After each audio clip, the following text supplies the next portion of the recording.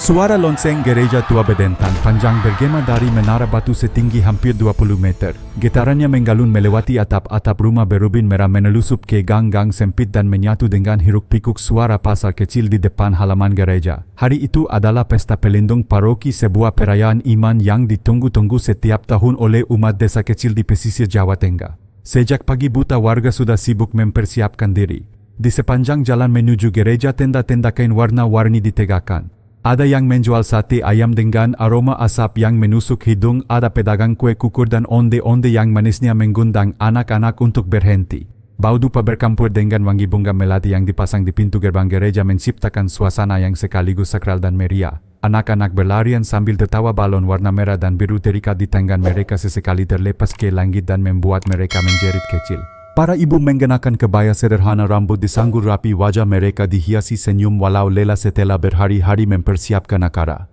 Para bapak mengangkat kursi kayu menata bangku tambahan di halaman untuk menampung umat dari desa-desa sekitar. Di tengah keriuhan itu berdirilah seorang pemuda bernama Raka Prasetyo. Usianya baru 24 tahun namun garis keras di wajahnya seakan lebih tua dari umurnya. Kulitnya legam terbakar matahari, matanya tajam menyimpan bara yang sulit ditebak dan rambut hitamnya dibiarkan agak panjang menutupi sebagian kening.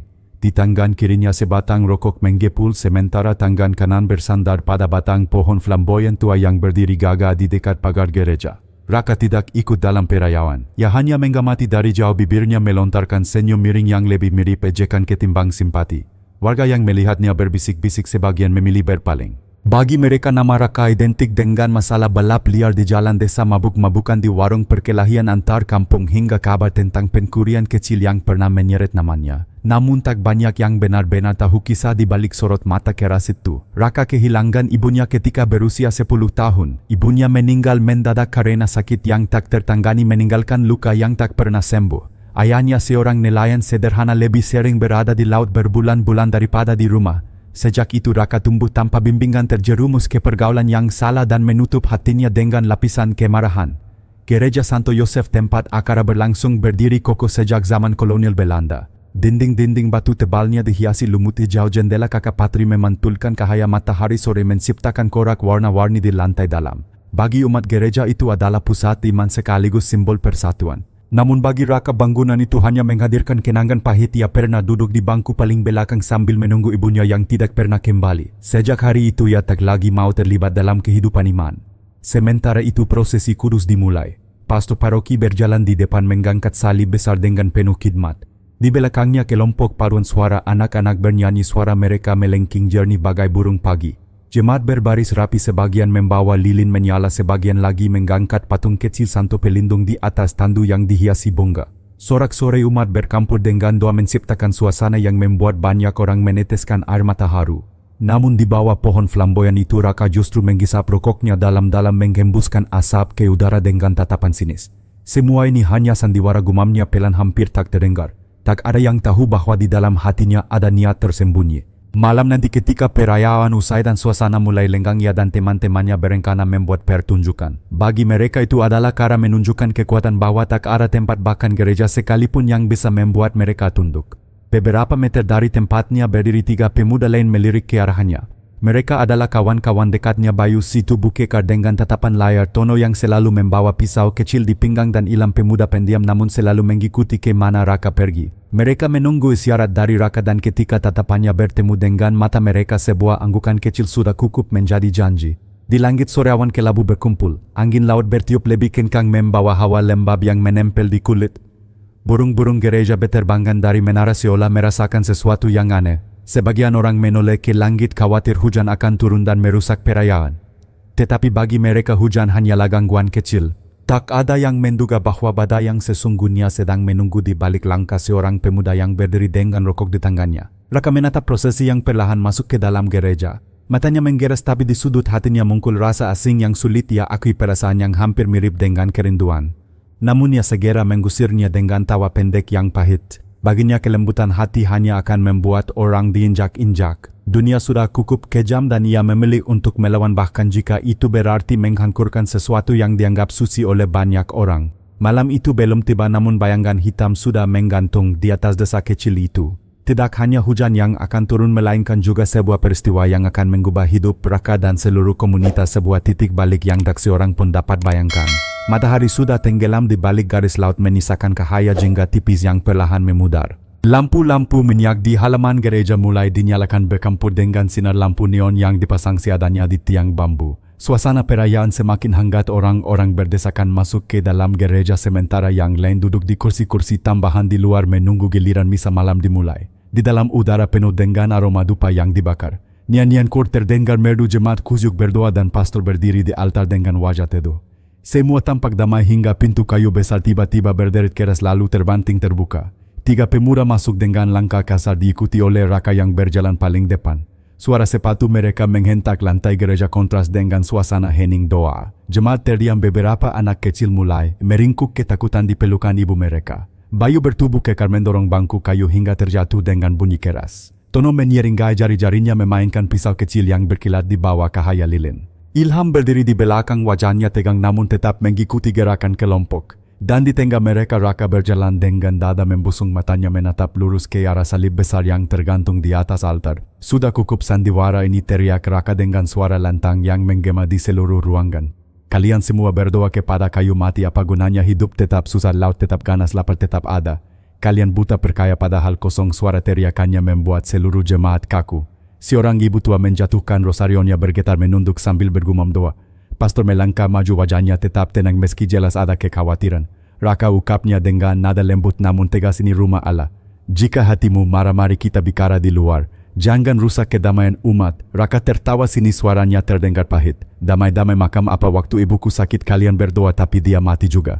Waktu ayahku terombang-ambing di laut, siapa yang menolong? Tuhan kalian tidak ada. Aku sudah muak melihat kalian berlutut sia-sia. Setelah itu dengan gerakan tiba-tiba ia melangkah ke depan, tangan kanannya terulur seakan hendak meraih salib besar di altar. Jemaat menjerit kecil, beberapa pria dewasa spontan berdiri tapi ragu untuk maju. Bayu menghentakkan kursi lagi membuat orang-orang mundur ketakutan. Diam, jangan ada yang mendekat, bentaknya. Tono mengangkat pisaunya menggoreskan cahaya berkilat di udara. Kalau ada yang koba-koba aku tak segan. Suasana menjadi kakao. Anak-anak menangis, ibu-ibu menutup wajah, para lelaki maju mundur antara takut dan keberanian. Semua mata tertuju pada Raka yang kini sudah hampir menyentuh kaki salib. Tangannya bergetar, entah karena amarah entah karena sesuatu yang lebih dalam. Di dadanya ada suara kecil yang berbisik tapi ia menepisnya. Hancurkan saja, katanya pada dirinya sendiri. Biarkan mereka lihat bahwa semua ini tak ada artinya. Pastor kembali bersuara, kali ini lebih lantang. Raka, salib ini bukan sekadar kayu. Ini lambang kasih. Jangan biarkan kebencianmu menutup mata hatimu. Namun kata-kata itu hanya menambah bara di dada Raka.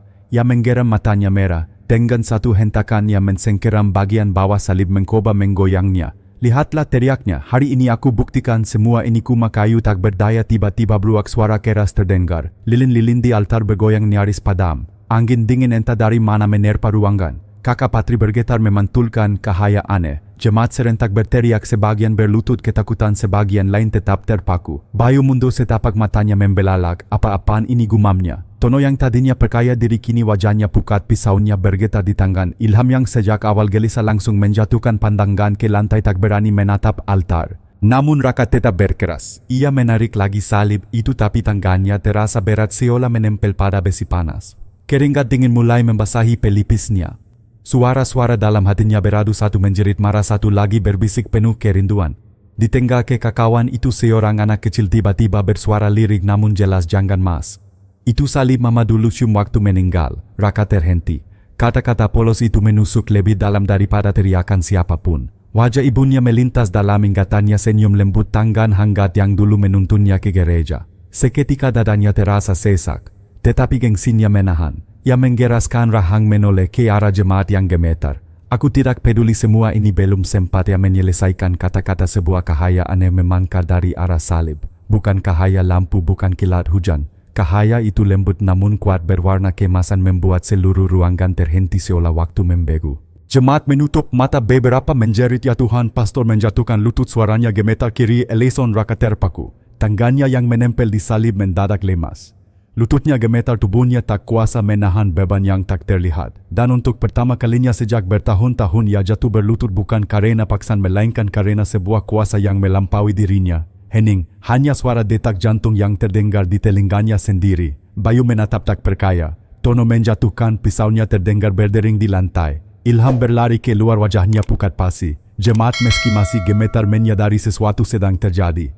Mereka mulai berdoa lebih keras, doa rosario menggemasi akan bersatu dengan cahaya itu. Dan di tengah lingkaran cahaya Raka mengangkat wajahnya. Air mata sesuatu yang lama tak ia kenal jatuh di pipinya. Kata-kata keluar dari bibirnya dengan suara patah, kenapa aku merasakan ini. Cahaya itu perlahan meredup tapi meninggalkan jejak dalam hati semua orang. Gereja yang semula kakau kini kembali hening namun penuh ketakjuban. Raka masih berlutut, tubuhnya goyah. Di dalam dirinya perang besar baru saja dimulai antara luka lama, kebencian yang ia pelihara dan sesuatu yang baru, sebuah cahaya kecil bernama iman. Gereja Santo Yosef kembali hening setelah cahaya aneh itu meredup. Jemaat masih berdoa, beberapa terisak namun suasana kakao yang tadi pekat kini berganti dengan rasa kagum bercampur ketakutan. Semua mata tertuju pada Raka yang masih berlutut di depan salib. Tangannya gemetar, tubuhnya seperti kehilangan tenaga, keringat berkukuran, napasnya terengah. Dalam kelopak mata yang terpejam pusaran ingatan menyeretnya jauh ke masa lalu. Ia melihat dirinya kecil berusia 10 tahun, tubuh kurus, kaki telanjang, duduk di bangku paling belakang gereja. Ibunya Ibu Sari mengenakan kebaya lusuh menggenggam tangannya sambil tersenyum. Raka, jangan takut, kalau hatimu sedih berdoalah. Tuhan selalu dengar. Wajah itu begitu lembut tetapi beberapa minggu kemudian lenyap. Ibunya terbaring lemah di ranjang bambu, batuk semakin parah, wajah pucat.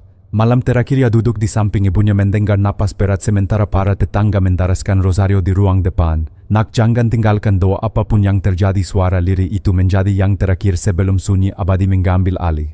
Sejak malam itu Raka tak pernah lagi berdoa. Baginya doa hanyalah kata kosong yang tak mampu menyelamatkan orang yang paling ia cintai. Tubuhnya kini bergetar, air mata mengalir di pipinya bercampur dengan kemarahan. Kenapa sekarang, kenapa bukan dulu waktu ibu masih hidup, serunya dalam hati.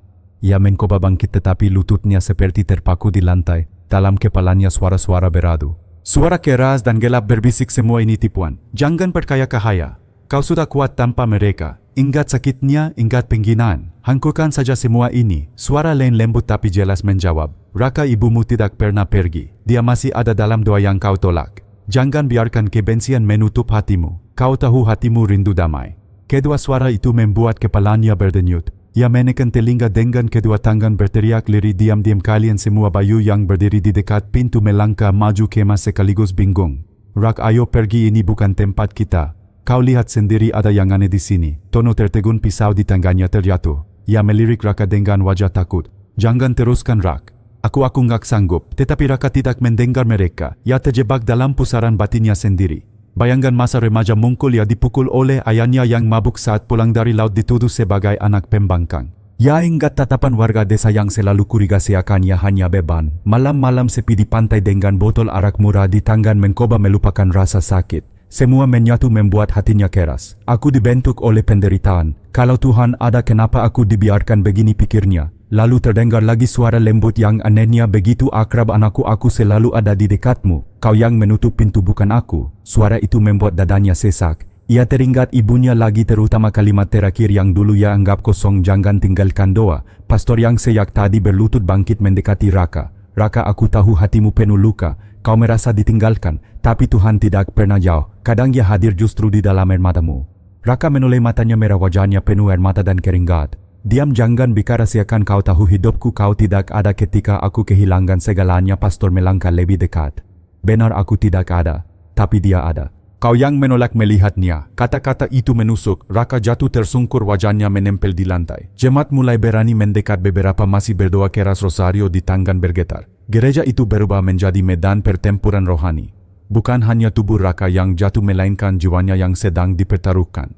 Dalam keheningan batinnya Raka melihat bayangan ibunya lagi. Kali ini damai, tersenyum sambil memegang rosario. Raka, aku tidak pernah meninggalkanmu. Aku selalu mendoakanmu bahkan sekarang. Dengarkan, nak, biarkan hatimu damai. Air matanya mengalir deras. Ia menatap salib dengan pandangan berbeda, campuran luka dan kerinduan. Ia berbisik hampir tak terdengar, kalau kau benar ada, tunjukkan jalannya. Aku sudah lelah membenci. Jemaat tertegun. Mereka menyaksikan seorang pemuda yang selama ini dianggap pembuat onar kini menangis di depan altar. Beberapa mulai menangis haru, sebagian berlutut seolah mereka juga ikut memohonkan ampunan.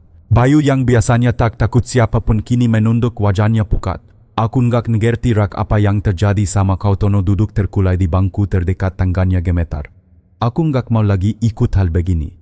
Kukup. Ilham yang tadi melarikan diri kini menggintip dari pintu, wajahnya bingung antara takut dan penasaran. Dalam hati Raka suara-suara masih beradu.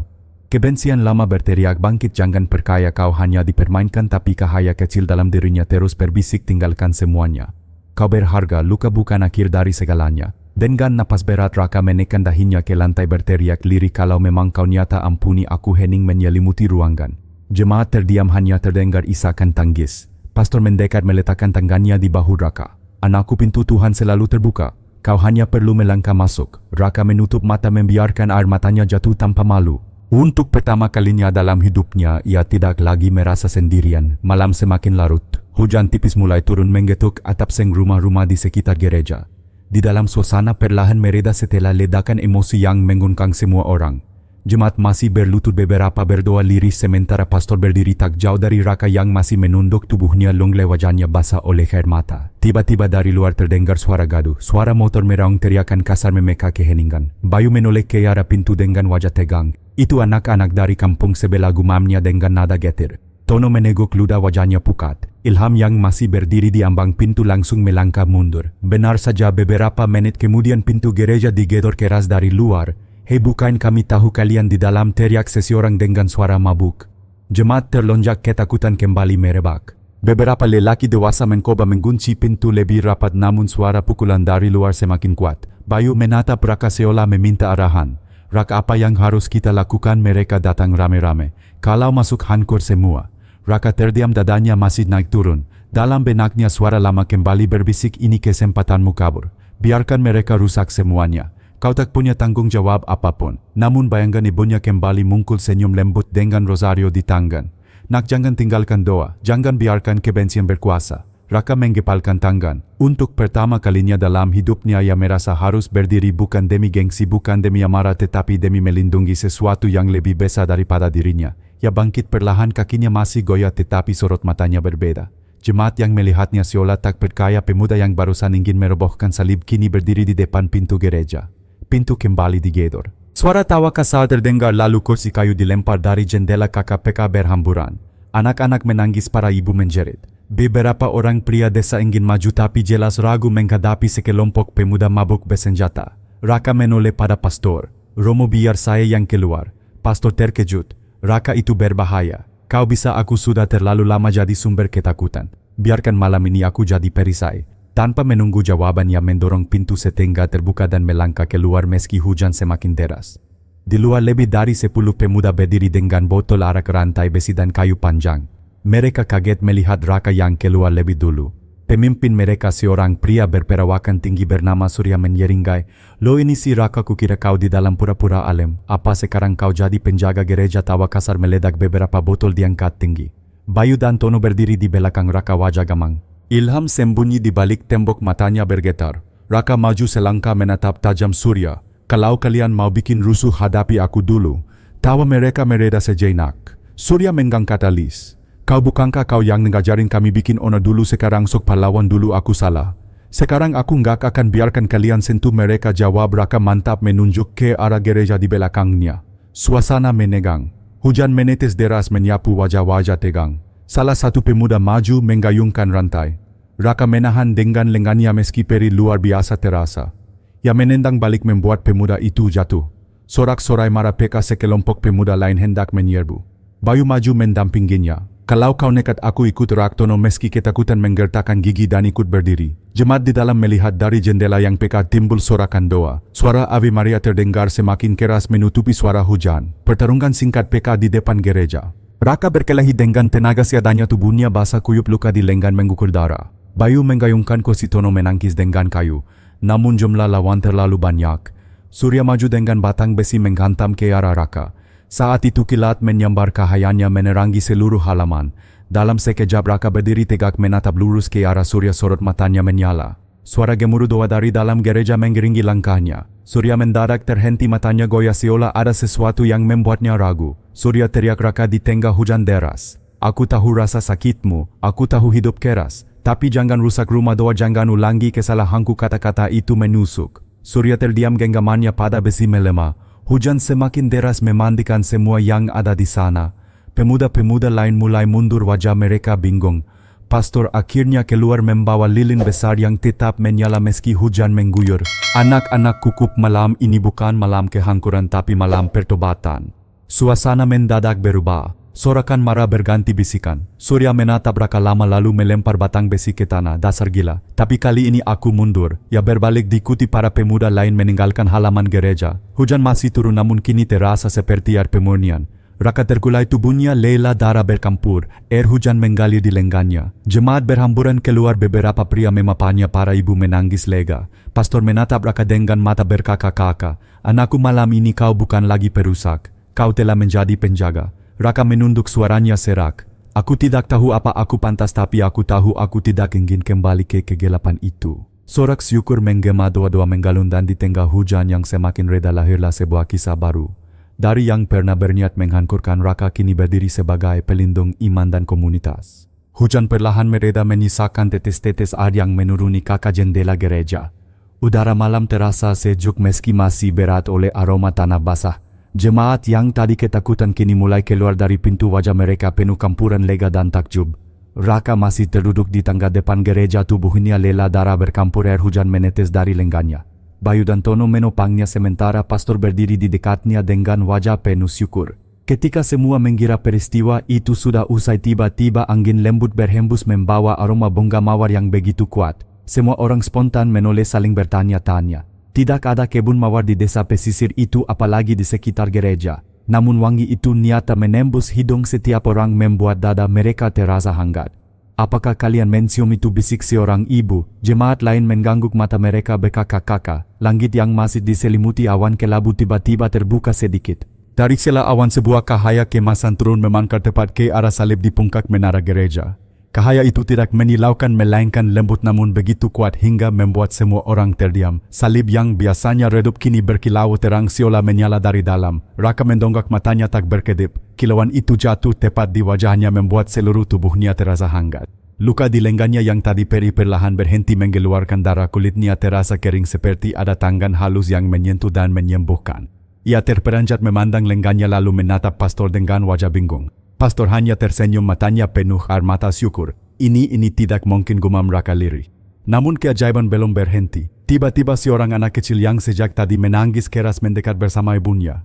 Bocah itu memandang Raka dengan mata bulat lalu tersenyum. Om, lihat, ada cahaya di sekelilingmu. Semua orang menoleh. Benar saja, tubuh Raka tampak dikelilingi lingkaran cahaya lembut samar tapi jelas. Jemaat berlutut serentak, sebagian berseru Ave Maria, doa rosario kembali menggema, kali ini lebih kuat, penuh keyakinan.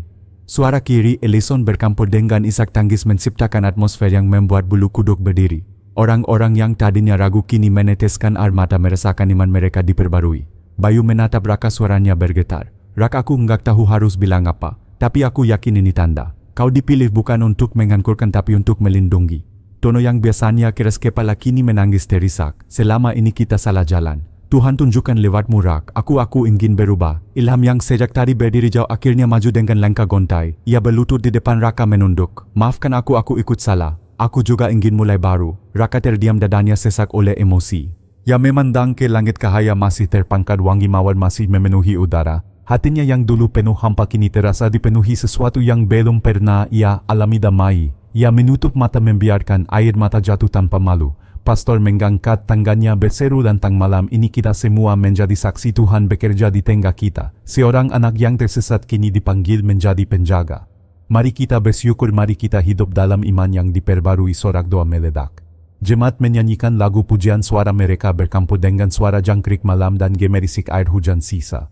Orang-orang dari luar desa yang ikut hadir berlutut, beberapa bahkan bukan Katolik namun mata mereka tetap basah oleh keharuan. Seorang nelayan tua berkata lirih, aku sudah lama meninggalkan doa, tapi malam ini aku percaya lagi. Seorang ibu muda berbisik, kalau Tuhan bisa menyentuh Raka berarti tidak ada yang mustahil untuk keluargaku. Kata-kata itu menyebar menyalakan api iman di hati setiap orang. Malam yang kelam berubah menjadi malam penuh cahaya. Raka akhirnya berdiri meski tubuhnya masih lemah. Ia menatap seluruh jemaat, suara seraknya nyaris pekah. Aku tidak tahu kenapa Tuhan memilih aku. Aku hanya tahu aku ingin menjaga tempat ini, menjaga kalian semua agar tak ada lagi yang berani menyentuhnya. Sorak-sorai menggema tepuk tangan tanggisan doa semua bercampur menjadi satu. Langit kembali tertutup, awan cahaya keemasan perlahan menghilang namun wangi mawar tetap bertahan lama di udara. Bagi semua orang di sana itu kukup untuk menjadi tanda abadi. Malam itu nama Raka berubah dalam pandangan masyarakat. Bukan lagi si pemberontak, bukan lagi si perusak, melainkan seorang penjaga yang lahir dari rahmat dan keajaiban. Dan sejak saat itu kisahnya menjadi kesaksian hidup bahwa bahkan hati yang paling keras pun bisa dilembutkan oleh cahaya iman. Pagi menjelang setelah malam penuh tanda-tanda ajaib. Desa kecil di pesisir Jawa Tengah itu masih dibalut keheningan, namun keheningan yang berbeda, bukan ketakutan melainkan rasa damai yang jarang dirasakan sebelumnya. Jemaat yang semalam menyaksikan cahaya keemasan dan wangi mawar masih berbicara lirik mengulang-ulang pengalaman itu seakan takut kehilangan. Raka terbangun di rumah sederhana dekat pantai tempat pastor memintanya beristirahat. Lenggan yang semalam terluka kini hampir sembuh total, hanya tersisa bekas goresan samar. Ia duduk di tepi ranjang bambu menatap laut yang bergelora dari jendela. Hatinya penuh rasa syukur tapi juga ada kegelisahan.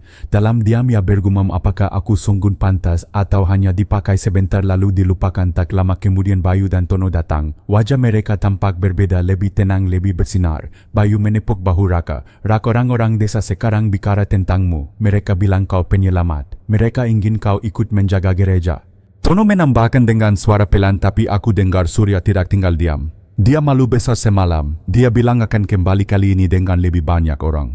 Raka terdiam. Kata-kata itu menghantam dadanya. Ia tahu Surya keras kepala, penuh dendam. Jika ia benar kembali dengan kelompok yang lebih besar, desa bisa berbahaya. Jemaat mungkin terluka. Menjelang siang kabar itu terbukti benar. Seorang pemuda berlari ke gereja, wajah panik. Romo Surya bawa orang-orang dari kota, mereka bawa senjata, mereka bilang malam ini mereka akan hancurkan gereja sampai rata tanah. Teriakan itu membuat seluruh jemaat gempar. Anak-anak menangis, ibu-ibu kemas, para lelaki saling pandang dengan ketakutan. Pastor mencoba menenangkan, saudara-saudaraku jangan takut. Tuhan tidak pernah meninggalkan kita, namun jelas terlihat ketegangan menyelimuti semua orang. Raka maju, suaranya mantap meski dalam hatinya berkecamuk. Kalau memang mereka datang, biar aku yang hadapi. Jangan biarkan umat jadi korban. Raka seru pastor, ini terlalu berbahaya. Kau baru saja berubah, jangan korbankan dirimu lagi. Raka menggeleng. Romo, aku yang dulu mengajarkan mereka untuk merusak. Aku yang memimpin jalan salah. Kalau sekarang mereka datang, aku yang harus berdiri paling depan. Biar aku menebus kesalahan itu. Sore menjelang malam. Langit mendung pekat, angin laut bertiup kencang. Jemaat berkumpul di gereja berdoa rosario sambil menyalakan lilin. Wajah mereka tegang tapi doa menguatkan hati. Pastor berdiri di altar memimpin doa, sementara Raka berdiri di pintu depan, tatapannya tajam menembus kegelapan. Bayu dan Tono berdiri di sampingnya meski jelas rasa takut masih menghantui. Tepat ketika lonceng malam berdentang, suara motor meraung kembali. Puluhan orang datang, kali ini lebih banyak membawa obor kayu dan rantai. Surya berjalan di depan, wajahnya penuh amarah. Raka, keluar kau pikir kau bisa mempermalukanku semalam lalu lolos begitu saja? Malam ini aku akan hancurkan gereja itu dan kau tak bisa menghentikanku. Jemaat di dalam gemetar, doa rosario semakin keras. Raka melangkah maju, tubuhnya tegap meski jantungnya berdentum kencang. Ia berdiri di tangga gereja, hanya berjarak beberapa meter dari Surya. Surya, katanya lantang, suaranya bergema melawan angin malam. Kalau kau ingin menghancurkan sesuatu, hancurkan aku dulu. Gereja ini tidak akan kau sentuh. Sorak ejekan terdengar. Surya tertawa pahit. Kau hanya pengkhianat.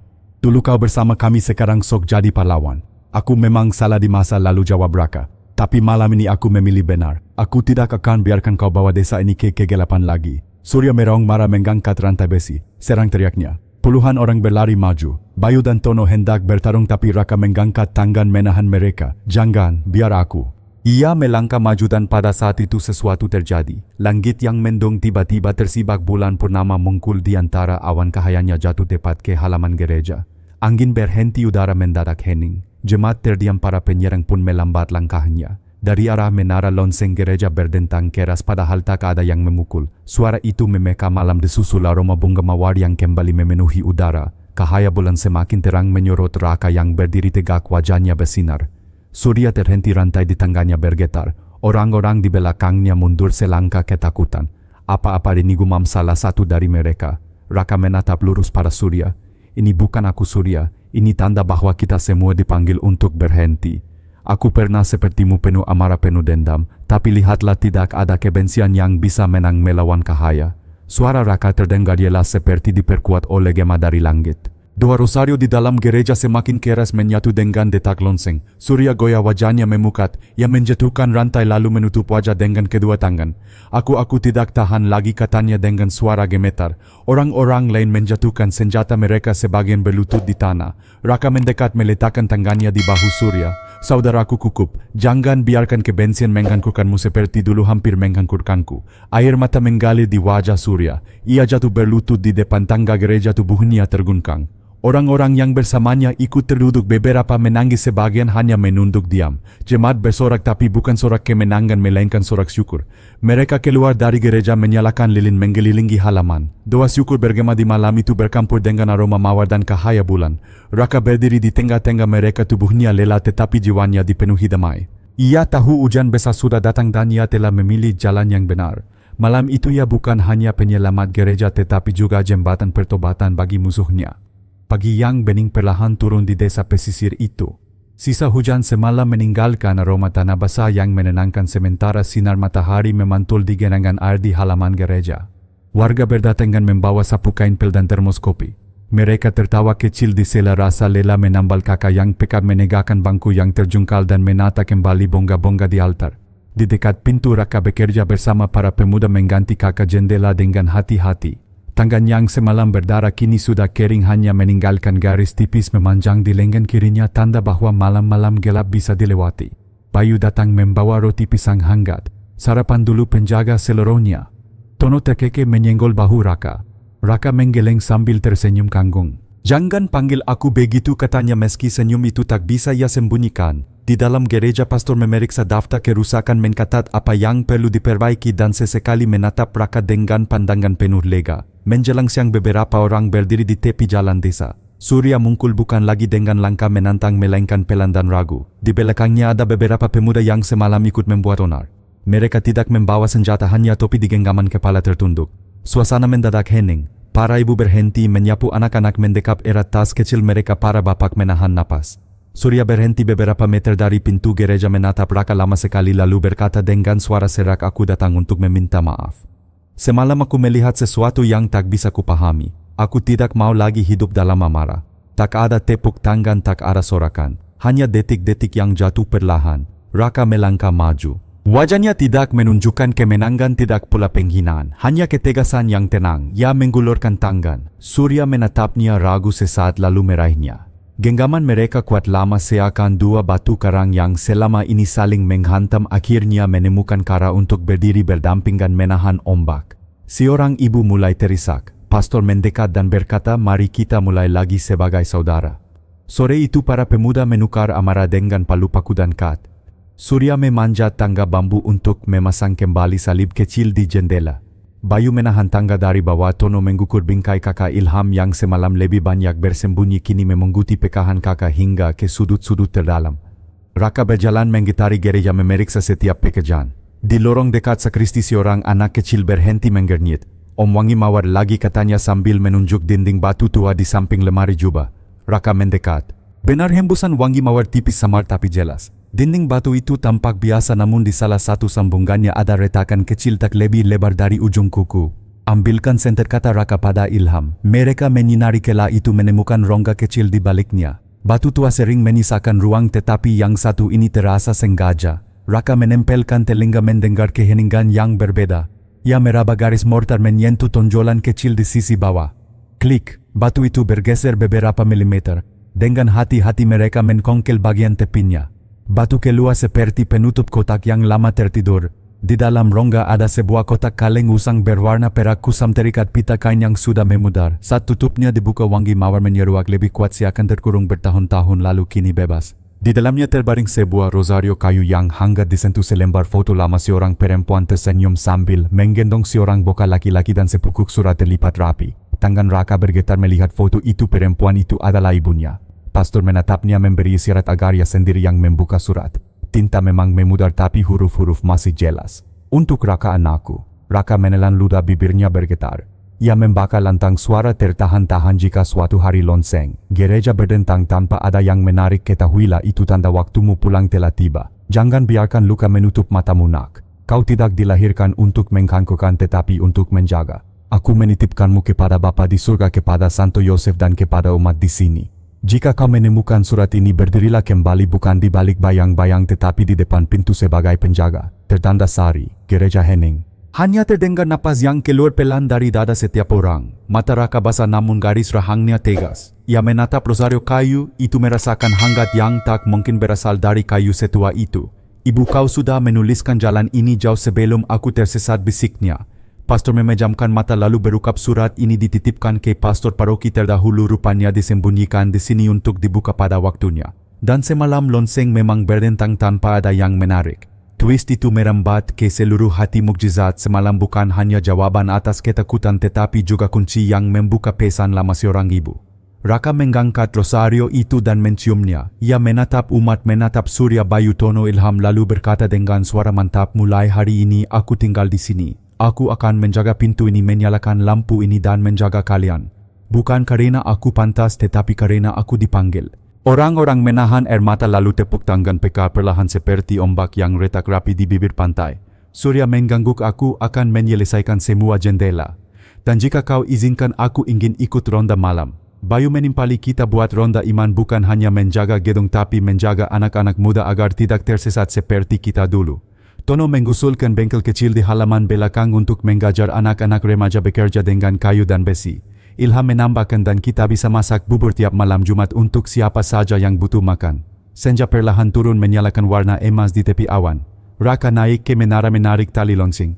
Dentang pertama memantul ke laut, dentang kedua merayap ke ganggang sempit, dentang ketiga jatuh ke hati setiap orang sebagai janji. Di bawah pastor menyalakan lilin di altar menaruh rosario, ibu Raka di depan patung Santo Yosef. Wangi mawar tipis sekali lagi melintas seperti salam terakhir sebelum lenyap di udara. Malam hadir tanpa ketakutan. Obor-obor kecil menyala di pagar bambu, anak-anak melafalkan doa sebelum tidur, para ibu menyiapkan wedang jahe untuk para penjaga baru. Di ambang pintu gereja Raka duduk dengan jaket tipis memandangi halaman yang kembali rapi. Surya duduk di sampingnya diam tanpa kata, hanya berbagi keheningan yang hangat. Dari dalam sakristi terdengar tawa Ilham karena bubur terlalu asin dan Tono menyuruhnya menambahkan air. Bayu menurunkan bendera kecil bertuliskan selamat datang yang kemarin dipasang untuk pesta lalu mengibarkannya kembali, kali ini untuk sebuah awal baru. Raka menatap langit pekat lalu menunduk memeriksa jam tangan butut, satu-satunya peninggalan dari ayahnya. Ia menghela napas, mengikat lebih kencang tali lonceng di menara. Penjaga bukanlah yang terkuat, gumamnya pelan tetapi yang paling setia. Ia merapatkan jaket, menggenggam rosario dan tersenyum. Tak ada sorak, tak ada cahaya keemasan. Hanya malam biasa yang hangat dan hati yang tahu pasti di mana ia pulang. Sejak malam itu pintu gereja tak pernah benar-benar tertutup. Selalu ada lampu kecil menyala di serambi dan selalu ada seseorang duduk di bangku kayu dekat pintu mendengarkan debur ombak. Warga desa menyebutnya penjaga iman. Mereka tahu nama itu bukan hanya milik Raka melainkan milik semua orang yang memilih bangkit, memaafkan dan menjaga. Dan jika suatu malam lonceng kembali berdentang tanpa ada yang menarik, mereka akan tersenyum. Seorang ibu sudah lebih dulu menuliskan jalannya.